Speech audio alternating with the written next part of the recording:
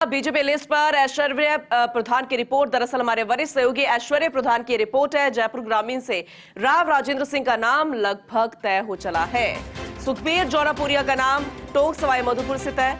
करौली सवाई माधोपुर से राजकुमारी जाटव का नाम। शुभकरण चौधरी को झुंझुनू से फाइनल किया गया। भीलवाड़ा पेंडिंग रखने की सूचना मिल रही है। राजसमंद से महिमा सिंह के नाम पर भी मुहर लग गई है।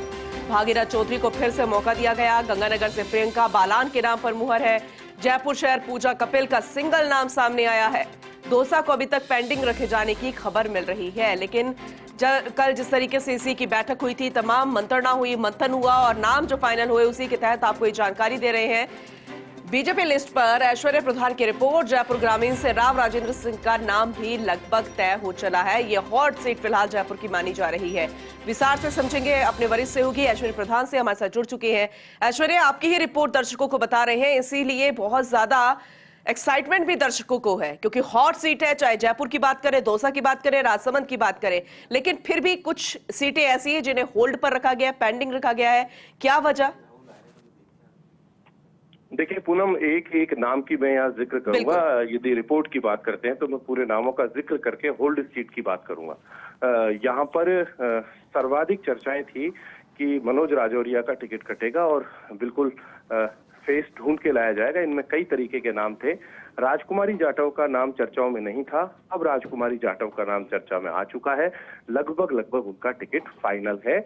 हालांकि वो करारी शिकस्त ले चुकी है हिंडौन से, एक बार नहीं 2 बार हार चुकी है, तो उन्हें मौका मिला है। दूसरा, इसी फहरिस्त में लेते हैं तो राव राजेंद्र सिंह पेशेंस बनाए हुए थे, धैर्य बनाए हुए थे और राज परिवार से हैं और जो शाहपुरा ठिकाना है वहां से है और अच्छे वक्ता हैं।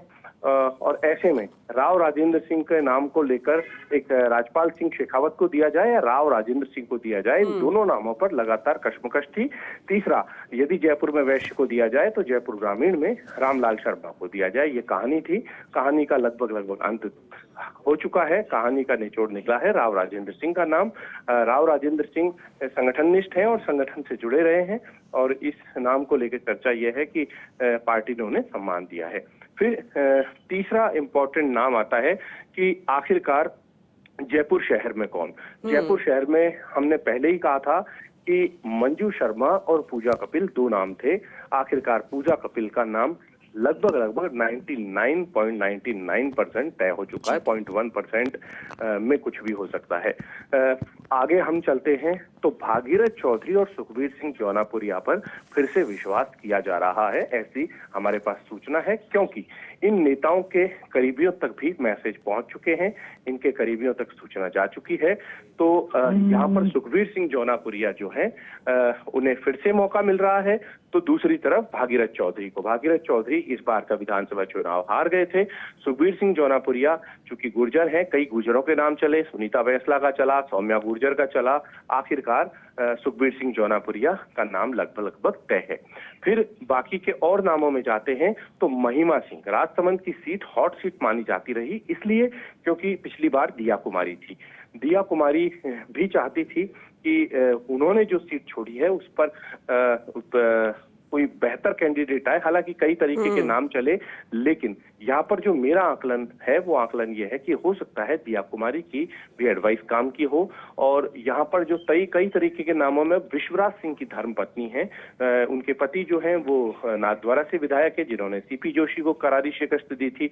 तो अब महिमा सिंह पर दाव खेला गया है। महिमा सिंह अच्छी वक्ता है और बेहतरीन वक्ता के साथ साथ मिलनसार और व्यवहार कुशल उन्हें बताया जाता है।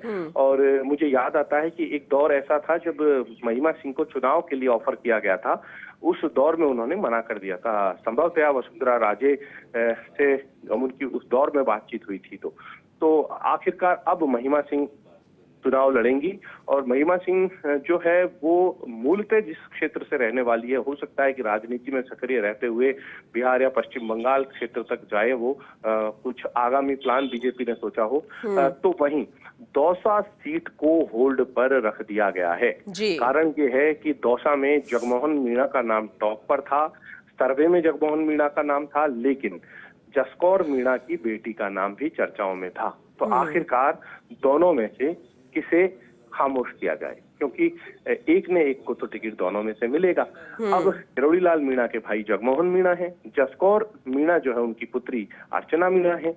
अब दोनों में से किस पर दाव खेला जाए, तो ऐसे में अभी इसको होल्ड पर रखा गया है। एक खेमा ये भी कहता रहा है कि दोनों की जगह तीसरे को चुना जाए। कांग्रेस भी ये चाहती है कि एक बार बीजेपी घोषित कर दे तो कांग्रेस तरीके से उस सीट को लड़े, क्योंकि परंपरागत रूप से वहां पर कांग्रेस का वोट बैंक माना जाता है।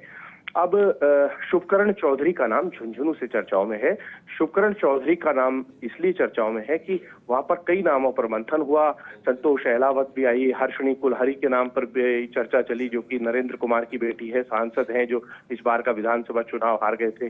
तो उनके इन सारे नामों पर विराम लगाते हुए शुभकरण चौधरी हालांकि दबंग नेता है, इस बार का विधानसभा चुनाव हार गए थे उदयपुर वाटी से, तो शुभकरण चौधरी पर इस बार दाव खेला गया है। अब एक चीज और है पूनम, जाट जो है, जाट समाज की एक खास खूबी है, हालांकि पूरे शेखावटी के लिए कहा जाता है, लेकिन कहा जाता है कि जाट रड़क निकालने के लिए वोट कर देता है कई बार, कि इस बार इस नेता की रड़क मिटानी है, उनकी देशी भाषा में अगर मैं बात करूं तो।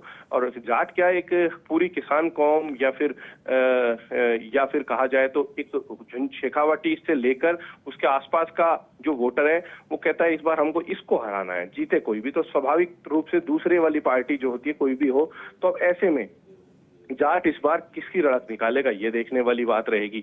तो झुंझुनू में शुभकरण चौधरी का नाम है। शुभकरण चौधरी और ओला दोनों में कांटे का मुकाबला होगा। आखिरकार कौन जीतता है कौन हारता है, हालांकि ये घोषणा अभी होना बाकी है। हम इसको फाइनल नहीं कह रहे, लेकिन हम लगभग हमारे जो सूत्र कहते हैं, क्योंकि इन नेताओं के मूवमेंट, इन नेताओं के करीबियों के मूवमेंट शुरू हो चुके हैं आज सुबह 6 बजे से ही। 6 बजे से ही ये लोग लगातार एक्टिव हैं और लगभग इनको सियासी इशारे मिल चुके हैं। किसी ने अपने रिश्तेदार को फोन कर दिया है, किसी ने अपने बेहद करीबी को फोन कर दिया है, तो किसी ने दूर दराज में था तो वापस रवाना अपने क्षेत्र के लिए हो गया है कि जाकर कमान संभाले। इस तरीके की सूचना है इस वक्त, और यदि ये नाम लगभग सही निकलते हैं तो इस वक्त की बड़ी खबर होगी। अब देखना होगा कि इन नामों में क्या कुछ निकलता है। हालांकि हम 100% नहीं कह रहे इनको टिकट मिल ही जाएगा, हो सकता है 1% 2% वीटो लगे, कोई टिकट रुक जाए, किसी टिकट को चेंज कर दिया जाए, क्योंकि राजनीति संभावनाओं का खेल है। पूनम, चलिए ठीक है, आगे भी आपसे जानकारी लेते रहेंगे विस्तार के लिए। फिलहाल बहुत शुक्रिया, ये विस्तार से आपने जानकारी दी। आगे आपको ये जानकारी जरूर दे दें कि आपको तो पता ही है कि फर्स्ट इंडिया न्यूज अब अपने दर्शकों को बेहतर मनोरंजन उपलब्ध कराने के लिए लॉन्च कर चुका है first India plus entertainment OTT platform. और अब इसी OTT प्लेटफॉर्म पर फर्स्ट इंडिया प्लस लेकर आया है संगीत की दुनिया का सबसे बड़ा talent Hunt show super singer plus Rajasthan. तो मनोरंजन का आनंद उठाने और अगर आप में है सिंगिंग का टैलेंट तो तैयार हो जाइए ऑनलाइन आवेदन करने के लिए। जी हां, अगर आपके पास एंड्रॉइड फोन है तो गूगल प्ले स्टोर पर जाइए, और अगर आपके पास आईफोन है तो ऐप स्टोर पर जाकर ऐप को डाउनलोड करें। इस ऐप से आप अगर मनोरंजन का आनंद लेना चाहते हैं तो भरपूर मनोरंजन मिलेगा, और अगर आप संगीत की दुनिया में मशहूर होना चाहते हैं तो इसका भी सुनहरा मौका आपके पास है, क्योंकि सुपर सिंगर प्लस राजस्थान के ऑडिशन आज से शुरू हो गए हैं। तो देरी किस बात की है, ऐप डाउनलोड करें और ऑनलाइन आवेदन करें। नमस्कार।